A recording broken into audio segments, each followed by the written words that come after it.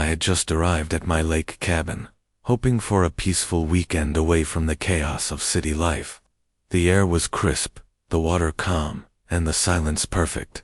But as I stepped onto my dock, something felt off. There were voices, laughter, footsteps. I turned a corner and froze. Strangers were lounging on my property, not just near the cabin inside. My private retreat had been invaded. I approached cautiously, asking who they were and why they were there. One woman, with a smug smile and a clipboard, said, "We're guests of Karen." She said it was fine. Karen, the HOA enforcer. The woman who had made my life miserable since the day I bought this cabin. I told them to leave, politely at first, but they refused. That's when I banned them and Karen from ever stepping foot on my property again. Little did I know, Karen wasn't going to take that lightly. The very next morning, I was jolted awake by a loud knock on my cabin door. I opened it to find Karen standing stiffly with crossed arms and that same clipboard clutched like a weapon. Behind her stood 2 uniformed police officers. "You can't ban me," she snapped. "This property falls under HOA jurisdiction. I have every right to grant access to my guests." I tried to stay calm. "This is my private cabin. I own this land. You trespassed." One of the officers glanced at Karen, then at me.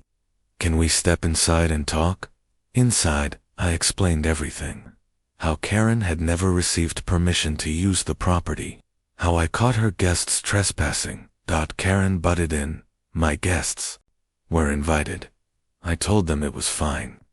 The officers looked uneasy. Something wasn't adding up. I offered documentation, proof of ownership, property boundaries, even emails with the HOA. Karen's face turned pale. She hadn't expected me to be prepared.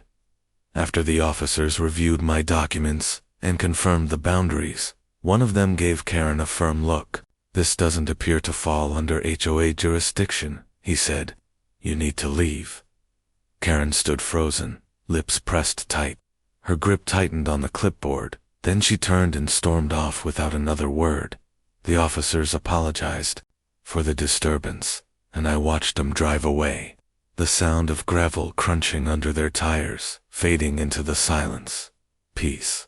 At last or so, I believed, but Karen wasn't done. That evening, a strange SUV parked across from my cabin. 2 men stepped out, holding surveying equipment. Ignore them, I told myself. Probably just maintenance.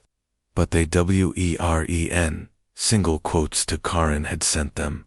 She was trying to redraw boundaries, challenge my ownership. By the next morning there were orange flags placed along the edge of my property. Survey markers. I confronted the men now pacing my land. They claimed they were redefining boundaries on behalf of the HOA, but when I asked for credentials or a permit, they hesitated.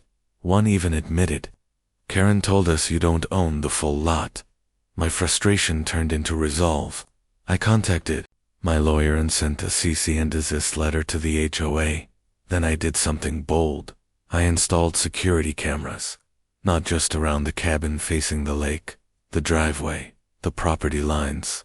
If they wanted to play games, I'd have the footage. Karen had overplayed her hand, and the next card I was going to deal, would leave her stunned. A few days later, I received a letter from the HOA. It wasn't your average complaint. It accused me of creating an aggressive environment and intimidating community members. The irony wasn't lost on me.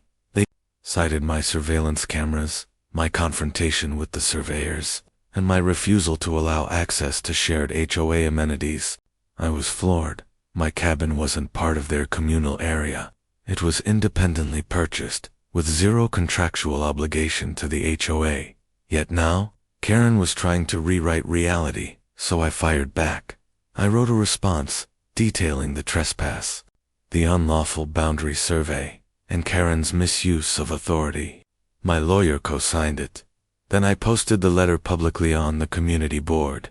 Let's just say, the neighbors began whispering. Karen's grip was loosening, and she knew it. Week passed. No strange cars, no flags, no drama, until I got a letter. Not from Karen, from the HOA board itself. They were investigating the legitimacy of my property claim based on a report submitted by board member Karen. They even hinted that my cabin might have been built in violation of HOA setbacks. This was getting ridiculous. I pulled out every file I had. Permits, blueprints, county approvals. My lawyer fired off a scorching reply, attaching every official document. And just when I thought Karen couldn't go lower, a neighbor dropped by. He whispered, "Karen's telling folks you forged your ownership papers." My jaw tightened. This wasn't just about land anymore. Karen wanted to destroy my reputation. Whispers spread like wildfire through the neighborhood.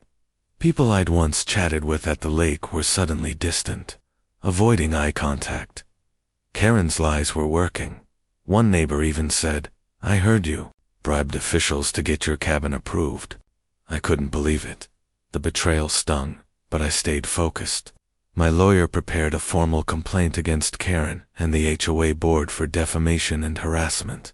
Then, I found something Karen hadn't counted on. A recorded HOA meeting from last year. In it, Karen casually admitted to letting her guests use the cabin since it's basically part of the community space. It was gold. I clipped the audio, attached it to our complaint, and forwarded it to the HOA's Oversight Committee. Karen had incriminated herself, but exposing her was only the beginning. The real storm was yet to come.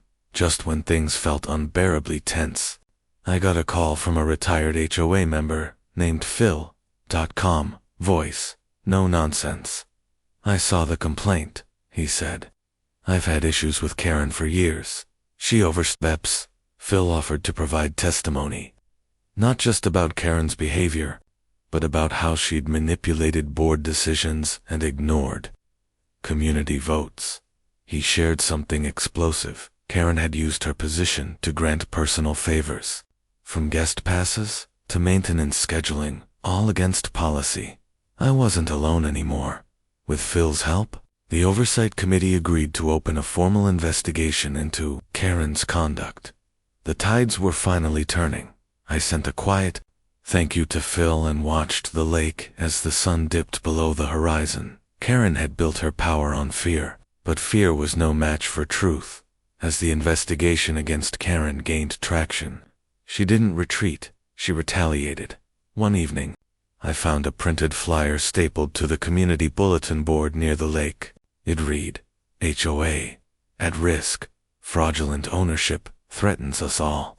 Right beneath the headline, my name, my cabin's address. False claims that I was exploiting loopholes to seize community property. I was livid. I pulled down the flyer and took photos. Karen was now weaponizing public fear, but her desperation spoke volumes. I updated my complaint with the new evidence and filed a separate report for public defamation. Phil helped me notify the committee and pushed to have Karen suspended during the review process. And that night, as rain poured against the cabin windows, I sat back and watched the storm rage outside and within the community. Karen was losing her grip, but the final battle was still ahead. Phil called me again, this time with a voice tight with urgency. "I need you to see something," he said. I met him at his house, and what he handed me changed everything. An old HOA ledger Karen had tried to destroy. Inside were discrepancies. Karen had waived fees for certain board members, issued guest permits without approval, and most damning charged maintenance. Work to my cabin that never happened. This wasn't just misconduct, it was embezzlement. Phil documented everything. We submitted the ledger to the Oversight Committee and local authorities. Karen was summoned for questioning. Her empire, built on manipulation and deceit, was starting to collapse. And I was finally being seen not as a rogue cabin owner, but the person who'd exposed the rot beneath the surface. Karen was summoned before the HOA Oversight Committee. She walked in, still clutching her infamous clipboard, her smile brittle. The room was packed. Neighbors, board members, Even a local news crew. Phil presented his findings with clear evidence, financial records, voice recordings, and the ledger. My lawyer followed with the defamation report and the unlawful surveying incident. Karen denied everything, but the facts spoke louder than her words. Committee members questioned her, pressing on forged approvals, misused funds, and policy violations. The more she tried to explain, the deeper the hole became. And then came the final blow. A forensic audit was authorized. If even half the allegations proved true, Karen wouldn't just lose her position, she'd face criminal charges. Outside, the hall neighbors gathered around me. "I'm sorry," one said quietly. "We didn't know the whole story." Redemption was near, but Karen still had one move left. The forensic audit revealed everything: unauthorized transactions, falsified approvals, HOA funds rerouted to personal accounts, all traced back to Karen. The committee moved swiftly. Karen was removed from her position, banned from future board involvement, and referred to law enforcement for further investigation. Neighbors who once doubted me now offered apologies. Some even rallied to support reforms in the HOA, demanding transparency and accountability. But Karen didn't go quietly. She filed a counter-complaint, claiming harassment and emotional distress. Her case was weak, but it showed she wasn't done fighting. Still, the community had changed. People were talking, organizing, watching. Karen's reign was over. But the scars she left behind would take time to heal. With Karen removed and the audit complete, the community began to breathe again. The HOA board was restructured. New members were elected, people who valued transparency and fairness. Phil was offered an advisory role, and I was invited to help draft new guidelines to prevent future abuse. Neighbors who once avoided me now waved, stopped by, even asked for advice on cabin maintenance. One afternoon, a small group gathered at my dock. They brought snacks, folding chairs, and stories. We laughed. We healed. The lake, once a battleground, had become a place of connection again, and my cabin. It stood stronger than ever, not just in wood and stone, but in the truth it had helped uncover. Karen's shadow had faded, but the lessons she left behind would shape the community for years to come. Months passed, and the lake community had transformed. The HOA now held open forums. Neighbors collaborated on shared projects, dock repairs, trail cleanups, even a summer barbecue. But the cabin had become more than just my retreat. It was a symbol, a place where truth had triumphed over manipulation, where one person's stand had sparked a movement for fairness. One evening, Phil stopped by with a gift, a framed photo of the cabin, taken from across the lake at sunset. At the bottom, he'd written, "The place that reminded us to speak up." I hung it inside, right above the fireplace. Karen's name faded from conversations. Her actions became cautionary tales, not wounds. And I found peace. Not just in solitude, but in the strength of a community that had rediscovered its voice. One quiet morning, I found an envelope tucked under my cabin door. No return address, just my name. Inside was a handwritten note. I never meant for things to go this far. I let pride cloud my judgment. "I'm sorry." It was signed, Karen. I stared at the paper, unsure how to feel. After everything, the lies, the harassment, the damage, this was unexpected. Was it sincere? A legal tactic? Or a final attempt at redemption?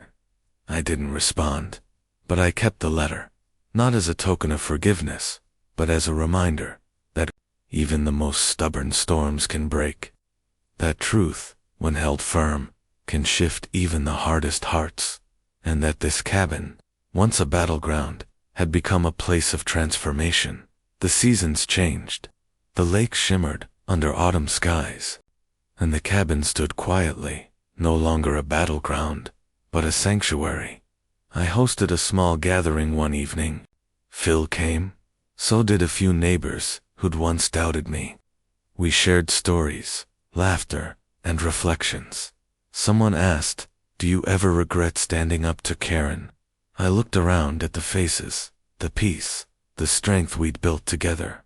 "Not for a second," I said, because the cabin had taught me something deeper than property lines or HOA politics. It had shown me that truth needs a voice, even when it shakes the ground beneath you. That standing firm, even when alone, can inspire others to rise. And as the sun dipped behind the trees, casting golden light across the water, I knew this wasn't just my story, it was ours.